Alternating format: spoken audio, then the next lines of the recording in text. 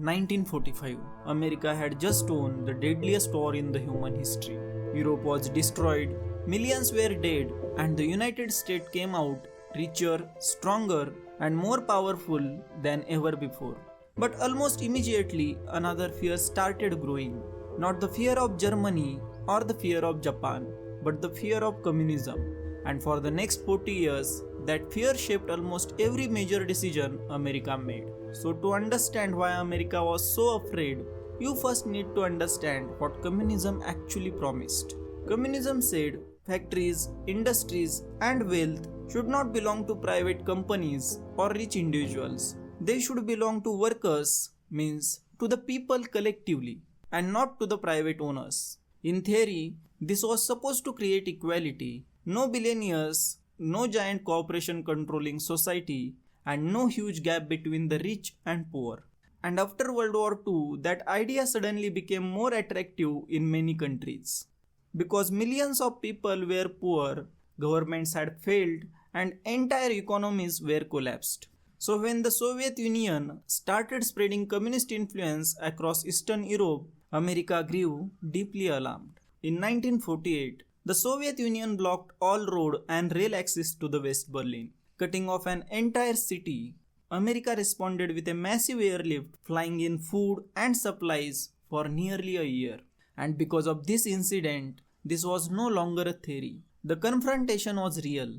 This was not just about economics anymore. It became a battle of system, capitalism versus communism. Two completely different visions of how society should work, and neither side wanted the other to win. And then came the biggest American fear of all. What if communism kept spreading?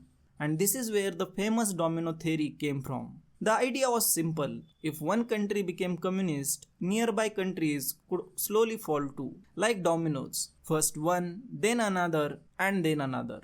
And from the American perspective, this suddenly looked very dangerous. Because the Soviet Union was already expanding its influence. Eastern Europe, and after China turning communist by 1949, communist movements started appearing across Asia, Africa, and in Latin America. To American leaders, this no longer looked like a random event. It looked like a global wave. And they believed if they did nothing, they could eventually lose influence across huge parts of the world. But there was another reason the fear became so intense. Nuclear weapons. Both the United States and the Soviet Union now had weapons powerful enough to destroy entire cities in minutes. So every political conflict suddenly felt bigger. A revolution in another country was no longer just local politics. It felt connected to a global power struggle between two nuclear superpowers. And that made American leaders even more aggressive to stop communist influence early.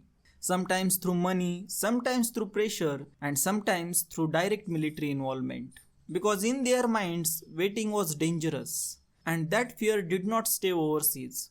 Inside America, politicians, journalists, and even ordinary citizens started worrying that communist influence could spread at home too. People were investigated, careers were destroyed, and suspicion became a part of everyday politics during the Cold War. To be fair, the Soviet Union had its own fear. It had lost almost 20 million people in the World War II, and it wanted buffer states around it as protection. Both sides genuinely believed that the other was the aggressor. Now today, looking back, some American fears were exaggerated. Not every country was going to be communist, not every revolution was controlled by the Soviet Union, but during the Cold War, American leaders truly believed they were in the fight for the future of the world itself.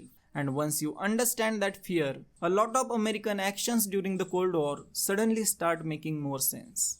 So US decided it wouldn't wait, it would act through money, alliances, covert operations, and eventually war. And not all those decisions aged well. So what do you think, the fear of communism was justified or was it mostly exaggerated? Let me know your thoughts in the comment section, and if you find this video interesting, make sure to like, share and subscribe.